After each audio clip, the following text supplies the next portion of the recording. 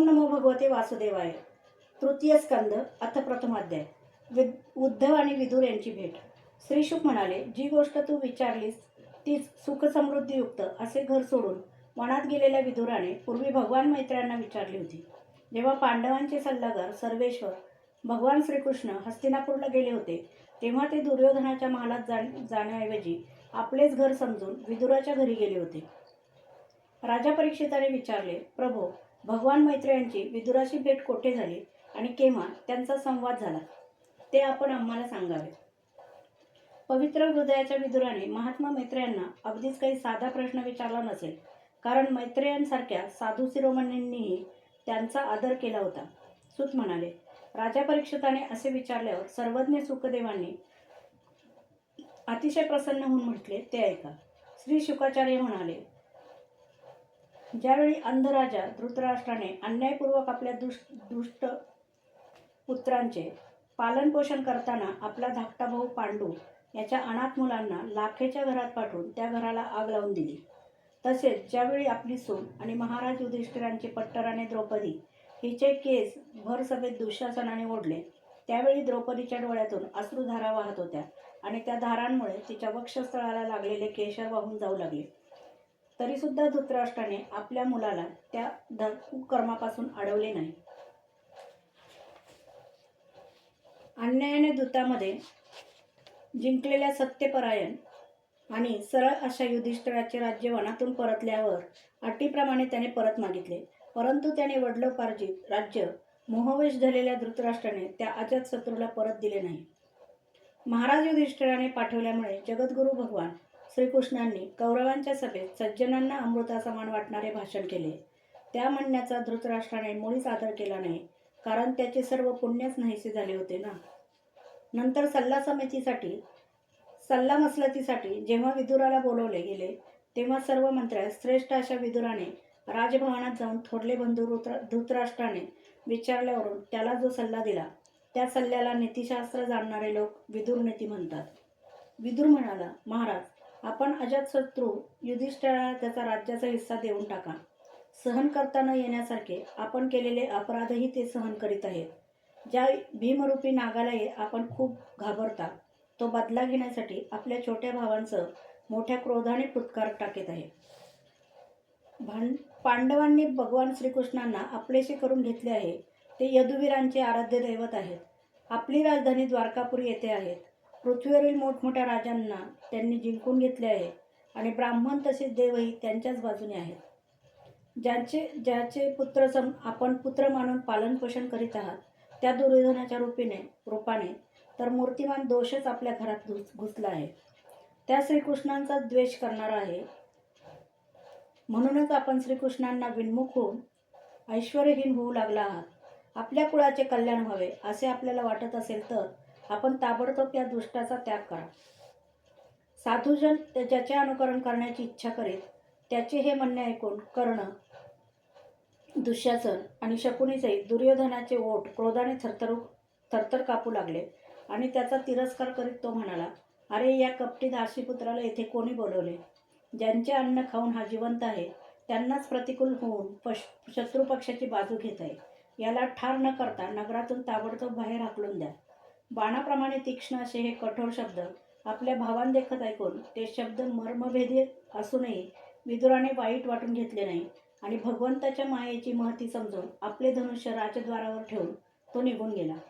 कौरवांना पुण्याईने मिळालेला तो महापुरुष हस्तिनापुरातून निघून पुण्य प्राप्त करण्याच्या इच्छेने पृथ्वीवरील भगवत चरणांनी पावन झालेल्या तीर्थक्षेत्री संचार करू लागला, जेथे श्रीहरी अनेक मूर्तिरूपात विराजमान आहेत. जी भगवंताच्या मूर्तींनी सुशोभित अशी तीर्थस्थाने, नगरे, पवित्र वने, पर्वत, लताकुंज, निर्मल पाण्यांनी भरलेल्या नद्या, सरोवरे इत्यादी होते, त्या सर्व ठिकाणी तो एकटाच विहार करीत होता. ज्याच्यामुळे आप्त आपल्याला ओळखू शकणार नाहीत अशा अवधूत वेशामध्ये तो स्वच्छंदीपणे पृथ्वीवर विहार करीत होता. तो शरीराला सुशोभित करीत नसे, पवित्र आणि साधे भोजन करी, शुद्ध वृत्तीने जीवननिर्वाह चालवी, प्रत्येक तीर्थात स्नान करी, जमिनीवर निद्रा करी आणि भगवंतांना प्रसन्न करणाऱ्या व्रतांचे पालन करीत असे. अशा प्रकारे भारतवर्षात फिरत फिरत जेव्हा तो प्रभास क्षेत्रात पोहोचला त्यावेळी भगवान श्रीकृष्णांच्या साह्याने महाराज युधिष्ठिर पृथ्वीवर एकछत्री अखंड राज्य करू लागले होते. तेथे त्याने आपल्या कौरव बंधूंच्या विनाशाचे वृत्त ऐकले, जे आपापसातील कलहामुळे एकमेकांशी लढून नष्ट झाले होते. जसे बांबूचे जंगल एकमेकांवर घासून पेटलेल्या अग्नीने जळून खाक होते, ते ऐकून तो शोक करीत निमूटपणे सरस्वतीच्या तीरावर आला. तेथे त्याने त्रित, उष्णा, मनु, पृथु, अग्नी, असित, वायू, सुदास, गौ, गुह आणि श्राद्ध देवांच्या नावाने प्रसिद्ध असे 11 तीर्थात स्नान करून संबंधितांना तिलांजली दिली. याशिवाय पृथ्वीवर ब्राह्मण आणि देवतांनी स्थापन केलेली भगवान विष्णूंची अनेक मंदिरे होती की ज्या मंदिरांच्या शिखरांवर भगवंताचे मुख्य आयुध चक्र यांचे चिन्ह होते व ज्यांच्या केवळ दर्शनाने श्रीकृष्णांचे स्मरण होत असे अशा मंदिरांचे दर्शन घेतले. तेथून निघून तो धनधान्याने पूर्ण अशा सौराष्ट्र, सौवीर, मच्छ, कुरुजंगल आदी देशात जाऊन काही दिवसांनी यमुना तटावर पोहोचला. तेव्हा तेथे त्याने परम भागवत उद्धवाचे दर्शन घेतले. तो भगवान श्रीकृष्णांचा विख्यात सेवक आणि शांत स्वभावाचा होता. तो पूर्वीचा बृहस्पतीचा शिष्य होता. विदुराने त्याला पाहून प्रेमाने गाढ आलिंगन दिले आणि त्याला भगवान श्रीकृष्ण आणि त्यांचे आश्रित असलेल्या स्वजनांचे कुशल विचारले. विदुराने विचारले, पुराण पुरुष बलराम आणि श्रीकृष्ण यांनी आपल्याच नाभी कमलातून उत्पन्न झालेल्या ब्रह्मदेवाची प्रार्थना ऐकून या जगात अवतार घेतला. ते पृथ्वीचा भार उतरवल्यानंतर सर्वांना आनंद देत आता श्री वासुदेवाच्या घरी सुखाने राहत आहेत ना. प्रिय उद्धवा, आम्हा कुरुवंशीयांचे परम सुहृदय आणि जे पित्याप्रमाणे समान वागणुकीने उदारतापूर्वक पतीसह कुंती आदी आपल्या बहिणींना इच्छिलेल्या सर्व वस्तू देऊन आनंद देणारे पूज्य वसुदेव खुशाल आहेत ना.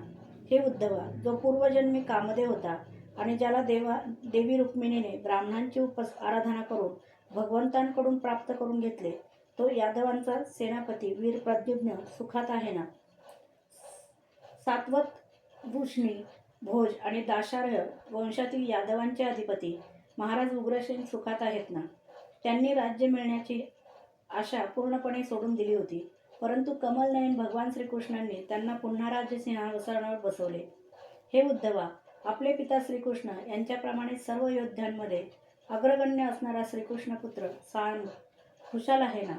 हे पार्वतीपुत्र कार्तिक स्वामी होते. अनेक व्रते करून जांबवंतीने यांना जन्म दिला होता.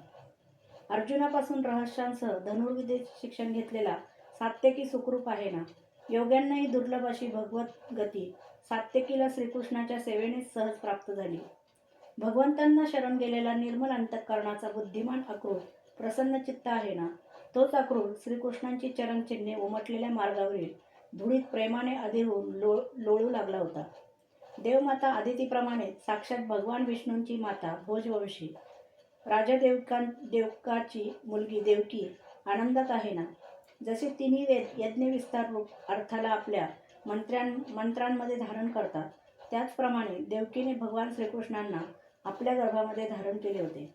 आपल्या भक्तांच्या कामना पूर्ण करणारे भगवान अनिरुद्ध सुखरूप आहेत ना. त्यांना वेदशास्त्रांचे मूळ कारण आणि चित्त, अहंकार, बुद्धी व मन या अंतःकरण चतुष्टयाच्या चौथ्या तत्वाचा मनाचा अधिष्ठाता समजले जाते.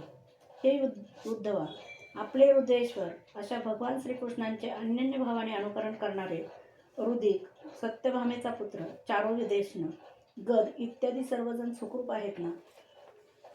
अर्जुन आणि श्रीकृष्ण हे आपलेच दोन्ही हात असल्याचे समजणारे त्यांच्या साह्याने महाराज युधिष्ठिर धर्ममर्यादेचे न्यायपूर्वक पालन करीत आहेत ना. मयसभेमध्ये त्यांचे राजवैभव आणि विजय पाहून दुर्योधनाचा जळफळाट झाला होता. अपराधी लोकांच्या बाबतीत अत्यंत असहिष्णू असलेल्या भीमाने सापाप्रमाणे दीर्घकाळ टिकणारा आपला क्रोध सोडला की नाही. जेव्हा तो गदा युद्धात वेगवेगळे पवित्रे घेत असे, त्यावेळी त्याच्या पायाचे आघात धरती सहन करू शकत नसे. ज्याच्या बाणाच्या जाळ्यात झाकले गेलेले आणि भिल्लाचा वेश घेतल्यामुळे कोणालाही ओळखू न येणारे भगवान शंकर प्रसन्न झाले होते. तो सेनापतींचे यश वाढवणारा गांडीव धनुष्यधारी अर्जुन सुप्रसन्न आहे ना. आता तर त्याचे सर्व शत्रू संपले असतील. पापण्या ज्याप्रमाणे डोळ्यांचे रक्षण करतात, त्याचप्रमाणे कुंतीचे युधिष्ठिर आदी पुत्र ज्यांचा नेहमी सांभाळ करतात आणि कुंतीने ज्यांचे लालन पालन केले ते नकुल आणि सहदेव कुशल आहेत ना. ज्याप्रमाणे 2 गरुडांनी इंद्राच्या मुखातून अमृत काढून आणले होते, त्याप्रमाणे या दोघांनी युद्धात शत्रूकडून आपले राज्य जिंकून घेतले होते. अहो श्रेष्ठ राजर्षी, पांडूचा वियोग होऊ नये, कुंती केवळ या बालकांसाठी जिवंत राहिली. ज्या महारथी अद्वितीय वीर पांडूने केवळ एक धनुष्य घेऊन एकट्याने चारी दिशा जिंकल्या होत्या. हे उद्धवा, ज्याने पांडवांच्या रूपाने आपल्या परलोकवासी भाऊ पांडूचा द्वेष केला आणि आपल्या मुलांच्या होकारात होकार मिळवून आपला हितचिंतक असलेल्या मला नगराबाहेर घालवून दिले, तो धृतराष्ट्र अधमपतनाकडे जात आहे हे पाहून मला फार वाईट वाटले. परंतु मला या गोष्टीचे बिलकुल आश्चर्य वाटत नाही. जगद्विधाता भगवान श्रीकृष्णच मनुष्यासारख्या लीला करून लोकांची मनोवृत्ती भ्रमित करतात. मी तर त्यांच्याच कृपेने त्यांचा महिमा पाहत इतरांपासून दूर राहून आनंदाने विहार करीत आहे. जरी कौरवांनी अपराध केले असले तरी भगवंतांनी त्यांची अशासाठी उपेक्षा केली की त्यांच्या बरोबरीने जे दुष्ट राजे धन, विद्या आणि जातीच्या मदाने अंध होऊन कुमार्गाने जात होते आणि वारंवार आपल्या सैन्याच्या बळावर पृथ्वीचा थरकाप उडवित होते, त्यांनाही मारून आपल्याला शरण आलेल्यांचे दुःख ते नाहीसे करू इच्छित होते. उद्धवा, भगवान श्रीकृष्ण जन्म आणि कर्मरहित आहेत, तरीसुद्धा दुष्टांचा नाश करण्यासाठी आणि भक्तांना आपल्याजवळ आणण्यासाठी त्यांची दिव्य अशी जन्मकर्मे होतात. नाहीतर दुसरा असा कोण आहे की जो गुणांच्या पलीकडे गेलेला असूनही या कर्मबंधनात पडू इच्छेल. म्हणून मित्रा, त्यांनी अजन्म असूनही आपल्याला शरण आलेले सर्व लोकपाल आणि आज्ञाधारक भक्त यांचे कल्याण करण्यासाठी यदुकुळात जन्म घेतला आहे. त्या पवित्र कीर्ती श्रीहरींच्या कथा मला ऐकव. अध्याय 1 समाप्त. अथ 2 अध्याय. भगवंतांच्या बाललीलांचे उद्धवाने केलेले वर्णन. श्री शुकदेव म्हणाले, जेव्हा विदुराने परमभक्त उद्धवाला अशा प्रकारे त्याच्या प्रियतम श्रीकृष्णांसंबंधी विचारले, तेव्हा त्याला आपल्या स्वामींची आठवण झाली आणि त्यामुळे त्याचे हृदय उचंबळून आल्याने तो काहीच उत्तर देऊ शकला नाही. जेव्हा उद्धव 5 वर्षाचा होता तेव्हा बालपणी खेळतानाही श्रीकृष्णाची मूर्ती करून तिच्या पूजेत इतका तन्मय होत असे की न्याहारीसाठी आईने बोलवले तरी तो येत नसे. तोच आता पुष्कळ वर्ष त्याच्या सेवेत राहून म्हातारा झाला होता.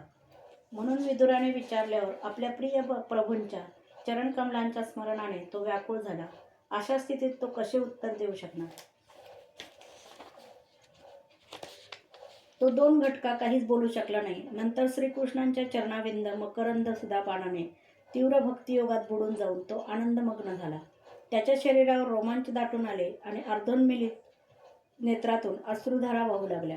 अशा प्रकारे उद्धवाला प्रेमप्रवाहात बुडून गेलेला पाहून विदुराने त्याचे जीवन कृतकृत्य मानले. हळूहळू जेव्हा उद्धव भगवंताच्या प्रेमधामातून पुन्हा या लोकात आला तेव्हा त्याने आपले डोळे पुसले आणि भगवंतांच्या लीलांच्या स्मरणाने आश्चर्यचकित होऊन तो विदुराला म्हणाला.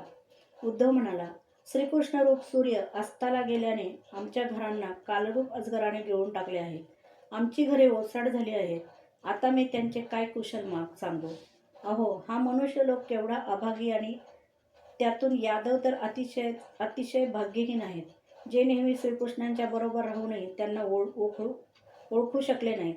जसे अमृतमय चंद्राला समुद्रात राहत असतानाही मासे ओळखू शकले नाहीत. यादव लोक तर मनातील भाव ओळखणारे मोठे समजूतदार आणि भगवंतांच्या बरोबर एकाच ठिकाणी राहून त्यांच्याबरोबर व्यवहार करणारे होते. तरीसुद्धा ते सर्वजण समस्त विश्वाचे आश्रय सर्वार्थी आम्ही श्रीकृष्णांना एक श्रेष्ठ यादवच समजले. परंतु भगवंतांच्या मायेने मोहित झालेले हे यादव आणि भगवंतांशी विनाकारण वैर करणारे शिशुपाल इत्यादी यांच्या अवहेलना आणि निंदायुक्त भाषणाने भगवंत हेच ज्यांचे प्राण आहेत त्या महात्म्यांची बुद्धी कधी विचलित होत नाही. ज्यांनी कधी तप केले नाही त्या लोकांना सुद्धा इतके दिवस दर्शन देऊन आता त्यांची दर्शन इच्छा तृप्त न करताच ते भगवान श्रीकृष्ण आपल्या श्रीविग्रहाला लपून अंतर्धान पावले आणि अशा प्रकारे भगवंतांनी त्यांचे डोळेच जणू काढून घेतले आहेत. भगवंतांनी आपल्या योगमायेचा प्रभाव दाखवण्यासाठी मानवी लीलांसाठी योग्य असे जे दिव्य रूप घेतले होते ते इतके सुंदर होते की ते पाहून संपूर्ण जग मोहित झालेच होते. परंतु ते स्वतःही आश्चर्यचकित होत होते. त्या रूपामध्ये सौभाग्य आणि सुंदरतेची पराकाष्ठा झाली होती. त्यांच्या अंगावरील आभूषणे त्यांच्या सौंदर्यामुळे विभूषित झाली होती. धर्मराज युधिष्ठिराचा राजसूय यज्ञाच्या वेळी जेव्हा भगवंतांच्या त्या नयन मनोहर रूपावर लोकांची दृष्टी गेली तेव्हा त्रैलोक्यातील लोकांना असेच वाटले की सध्याच्या मानवदृष्टीच्या रचनेमध्ये विधात्याची जेवढी चतुराई आहे ती सर्व या रूपात पूर्णतया उतरली आहे. त्यांचा प्रेमळ हास्यविनोद आणि लीलेने पाहण्याने व्रजबालांच्या नजरा त्यांच्यावर खिळून राहत असत आणि त्यांचे चित्त जसे तल्लीन होऊन जात असे की त्या घरातील कामधंदा अर्धवट सोडून पुतळ्याप्रमाणे उभ्या राहत असत. चराचर जगत आणि प्रकृतीचे स्वामी असलेल्या भगवंतांनी जेव्हा असे पाहिले की शांत स्वभावाच्या महात्म्यांना आपल्याच घोर रूपात असलेल्या असुराकडून पीडा होत आहे, तेव्हा ते करुणेने द्रवले आणि अजन्म असूनही बलरामासह लाकडातील अग्निप्रमाणे प्रकट झाले. अजन्म असूनही वसुदेवाच्या घरी जन्म घेण्याची लीला करणे, सर्वांना अभय देणारे असूनही जणू काही कंसाच्या भीतीने वज्रवनात जाऊन लपून राहणे आणि अतुल पराक्रमी असूनही काल यवनाच्या समोरून मथुरा नगरी सोडून पळून जाणे, या भगवंताच्या लीला आठवून मला काही सुचेनासे होत आहे. देवकी वसुदेवांना नमस्कार करून श्रीकृष्ण म्हणाले होते, तात माते, कंसाचे मोठे भय असल्या कारणाने मी आपली काही सेवा करू शकलो नाही. या माझ्या अपराधाकडे आपण लक्ष न देता माझ्यावर प्रसन्न असावे. श्रीकृष्णांचे हे शब्द जेव्हा आठवतात तेव्हा आजही माझे चित्त व्याकुळ होते. कालरूप असलेल्या ज्यांनी आपल्या केवळ भुवया वाकड्या करून पृथ्वीवरील सर्व भार नष्ट केला, त्या श्रीकृष्णांच्या चरणकमल परागाचा सुगंध घेतलेला कोण त्यांना विसरू शकेल. आपण सर्वांनी राजसूय यज्ञाच्या वेळी प्रत्यक्षच पाहिले की श्रीकृष्णांचा द्वेष करणाऱ्या शिशुपालाला अशी गती प्राप्त झाली की जी योगी कठोर योग साधना करून प्राप्त करू इच्छितात त्या श्रीकृष्णांचा विरह कोणाला बरे सहन होईल. शिशुपालाप्रमाणेच महाभारत युद्धामध्ये ज्या शत्रुपक्षाच्या योद्ध्यांनी आपल्या डोळ्यांनी नयनाभिराम श्रीकृष्णांच्या मुखकमलाचे अवलोकन करीत अर्जुनाच्या बाणांनी घायाळ होऊन प्राणत्याग केला, ते सर्वजण पवित्र होऊन भगवंताच्या परमधामाला प्राप्त झाले. स्वतः भगवान श्रीकृष्ण तिन्ही लोकांचे अधिपती आहेत. त्यांच्या बरोबरीचा सुद्धा कोणी नाही, तर त्यांच्यापेक्षा मोठा कोण असू शकेल. ते आपल्या स्वतःसिद्ध ऐश्वर्याने नेहमीच पूर्ण काम आहेत. तरीही इंद्रादी पूर्वीपासूनचे लोकपाल अनेक प्रकारच्या भेटवस्तू देऊन आपापल्या मुकुटाच्या पुढील टोकांनी त्यांच्या पाय ठेवण्याच्या आसनाला प्रणाम करतात. विदुरा, तेच भगवान श्रीकृष्ण राजसिंहासनावर बसलेल्या उग्रसेन महाराजांच्या समोर नम्रपणे उभे राहून म्हणत असत की, महाराज, आमची प्रार्थना ऐका. हा त्यांचा सेवा विनम्र भाव आठवून आमच्यासारख्या सेवकांचे चित्त अत्यंत व्यथित होत आहे. पापिनी पुतनेचे आपल्या स्तनांना हालाहाल विष लावून श्रीकृष्णांना मारण्याच्या हेतूने त्यांना दूध पाजले होते. तिलाही भगवंतांनी दाईस मिळण्याजोगी गती दिली. अशा त्या श्रीकृष्णांच्या व्यतिरिक्त दुसरा कोण दयाळू आहे ज्याला आम्ही शरण जावे. मी असुरांना सुद्धा भगवंताचे भक्त समजतो, कारण वैरभाव मनात असल्याने क्रोधामुळे त्याचे चित्त नेहमी श्रीकृष्णांकडे लागलेले असे. रणभूमीमध्ये सुदर्शन चक्रधारी भगवंतांना खांद्यावर घेऊन आपल्याकडे झेपावणाऱ्या गरुडाचे त्यांना दर्शन होत असे. ब्रह्मदेवांनी प्रार्थना केल्यावरून पृथ्वीवरील भार नाहीसा करून तिला सुखी करण्यासाठी भगवंतांनी कंसाच्या कारागृहात वसुदेव देवकीच्या पोटी अवतार घेतला. कंसाच्या भीतीने जेव्हा पिता वसुदेवांनी त्यांना नंदबाबाच्या गोकुळामध्ये नेऊन पोचवले, तेव्हा ते बलरामांसह 11 वर्षे आपले तेज गुप्त ठेवून राहिले. यमुनेच्या उपवनातील हिरव्यागार वृक्षांवर कलकलाट करणाऱ्या पक्ष्यांच्या झुंडीच्या झुंडी राहतात. तेथे श्रीकृष्णांनी वासरांना चारून गोपबालांच्या समेत विहार केला होता. वज्रवासियांचे लक्ष आपल्याकडे वेधण्यासाठी ते अनेक बाललीला करीत. कधी रडवेले होत, कधी हसत, तर कधी सिंहाच्या छाव्याप्रमाणे मंत्रमुग्ध दृष्टीने पाहत असत. पांढरे शुभ्र बैल आणि निरनिळ्या रंगांच्या गायींना चारता चारता ते आपले साथीदार गोपबालकांची बासरी वाजवून करमणूक करीत असत. याच कालात त्यांना मारण्यासाठी जेव्हा कंसाने पुष्कळसे मायावी आणि इच्छेनुसार रूप धारण करणारे राक्षस पाठविले, तेव्हा त्यांना भगवंतांनी लहान मुलांनी खेळणी करून मोडावी त्याप्रमाणे सहज मारले. यमुनेच्या विषमिश्रित पाणी प्यायल्यामुळे मेलेले गोपबालक आणि गायी यांना जिवंत केले. कालियाला निश्चेष्ट केले आणि कालिया डोहाचे पाणी विषरहित करून ते पिण्यायोग्य केले. अपार धनाचा सुयोग्य उपयोग करण्याच्या हेतूने भगवान श्रीकृष्णांनी श्रेष्ठ ब्राह्मणांच्या द्वारा नंदबाबाकरवी गोवर्धन पर्वताच्या पूजेच्या रूपाने गोयज्ञ करविला. हे महाभाग, इंद्रयज्ञ न केल्याने आपला मानभंग झाल्याचे पाहून इंद्राने रागवून गोकुळाचा नाश करण्यासाठी मुसळधार पाऊस पाडवायला सुरुवात केली. तेव्हा भगवंतांनी करुणा येऊन त्यांनी लीलेने छत्रीप्रमाणे गोवर्धन पर्वत उचलला आणि वज्राचे रक्षण केले. शरद ऋतूतील चांदणे जेव्हा सर्व वृंदावनावर पसरत असे, तेव्हा श्रीकृष्ण त्या चांदण्यांचा आदर करून मधुर गाणे गात आणि फेर धरलेल्या गोपींची शोभा वाढवीत त्यांच्याबरोबर रासक्रीडा करत. अध्याय 2 समाप्त.